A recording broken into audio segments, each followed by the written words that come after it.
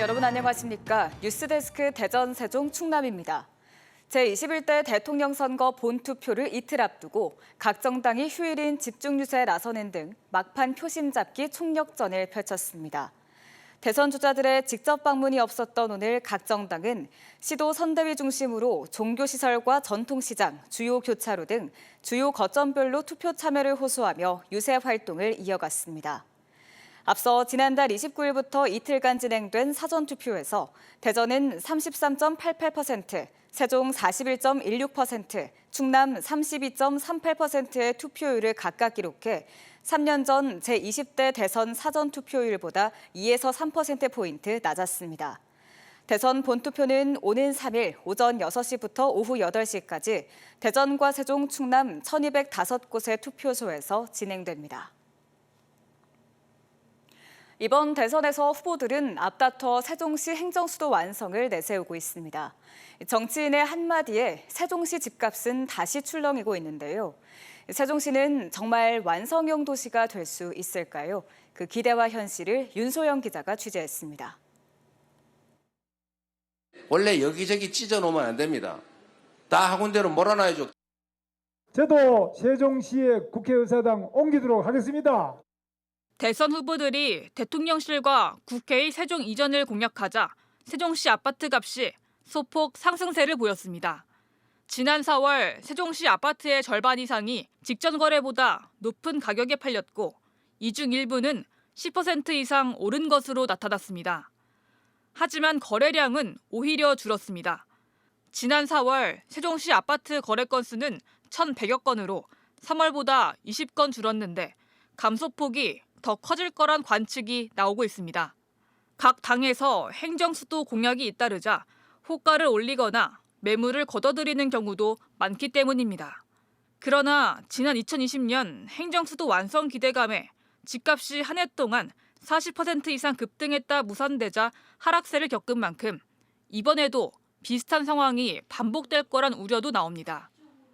그냥 평소 수준 되는 것 같아요. 정치인들의 그 말 한마디, 세종은 특히나 자족 도시가 안 되다 보니까 아무래도 정치 영향이 가장 큰 것 같아요. 아파트 시장이 어느 정도 활기를 찾은 것과 달리 상가 매매는 올해 넉 달간 거래를 모두 합쳐도 100건을 조금 웃도는 수준입니다. 행정수도 이전 기대감과는 별개로 세종시 곳곳엔 여전히 빈 상가들이 많습니다. 올해 조사된 세종시 중대형 상가 공실률은 25.2%로 전국 평균보다 2배 가까이 높습니다. 행정수도 이전만큼 중요한 건 사람이 없다는 현실입니다. 주말에는 공무원들이 없어요. 주변에서는 상가 많아요. 지난 4월 기준 세종시 인구는 39만 명으로 수년째 정체 상태를 벗어나지 못하고 있습니다. 세종시는 국회와 대통령실이 이전해도 2030년까지 인구 80만 명 달성은 어렵다고 보고 목표 시점을 2040년으로 늦췄습니다. 민간 일자리와 생활 인프라가 부족한 미완의 도시 구조가 세종시 인구 정체의 주된 원인으로 꼽힙니다.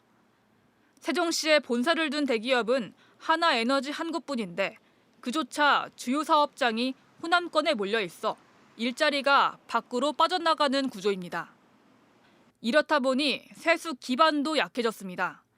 세종시 전체 세입 예산에서 지방세 비중은 2019년 59.9%에서 올해는 51.5%로 낮아졌고 중앙정부에 의존하는 지방교부세 비중은 같은 기간 2배 이상 늘었습니다. 단순히 행정기관 이전에 기대기보단 세종의 미래를 이끌 경제적 자립 기반 마련이 시급한 과제로 제기되고 있습니다. 대전은 R&D 자원을 활용해서 과학 산업 도시 이 전략을 세우고 있는데 거기에 이제 세종시도 대학 자원들을 활용해서 광역 시도별로 특화된 산업과 연결될 수 있도록.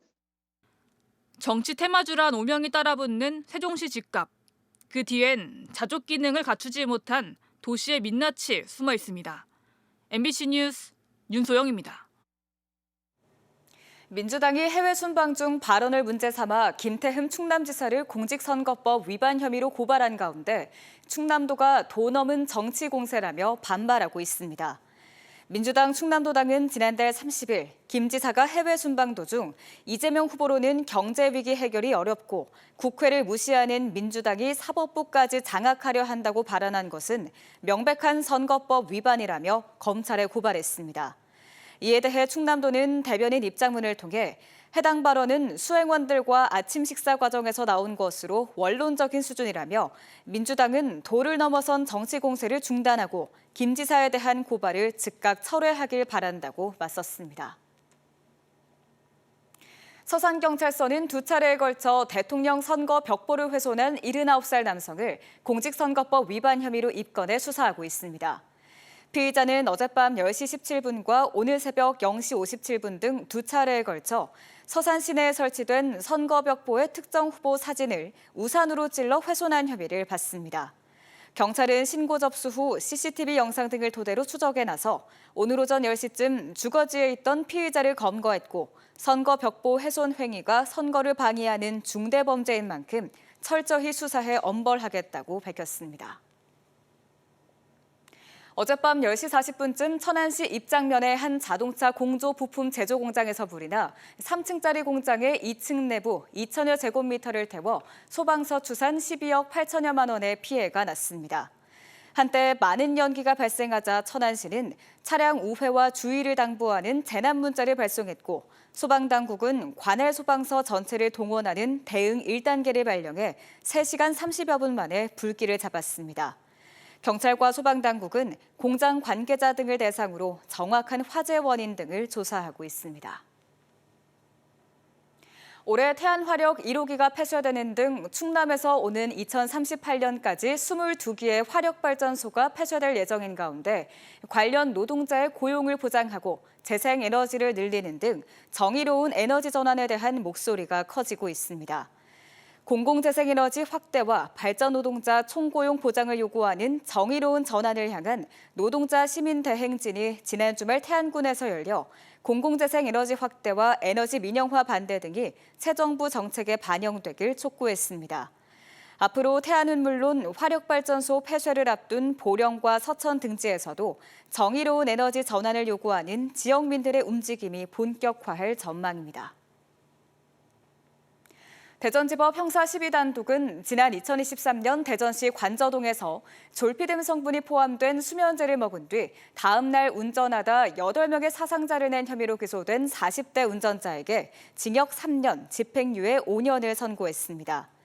피고 측은 그동안 수면제를 복용하면서 별다른 부작용이 없었다고 주장했지만 재판부는 피고가 수면제를 복용해 적정한 속도로 운전하지 못하고 조향장치와 제동장치 등을 제대로 조작하지 못하는 등 정상적인 운전이 곤란한 상황이었던 점이 인정된다고 양형 이유를 밝혔습니다.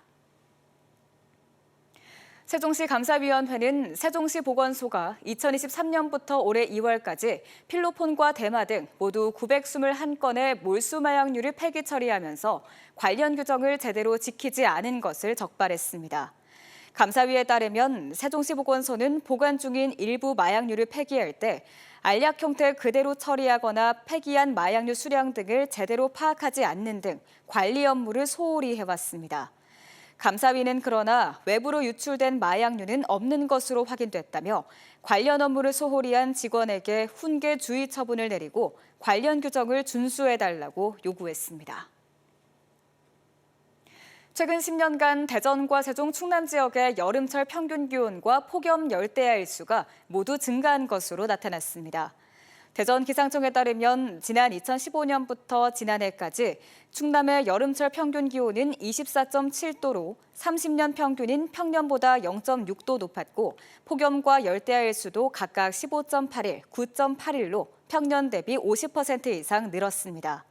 또 기상청은 지난해 서천과 부여에 시간당 100mm 이상 집중호우가 내린 사례가 있는 만큼 올 여름에도 폭우 등 위험 기상 현상이 발생할 수 있다고 내다봤습니다. 이상으로 뉴스를 마칩니다. 시청해주신 여러분 고맙습니다.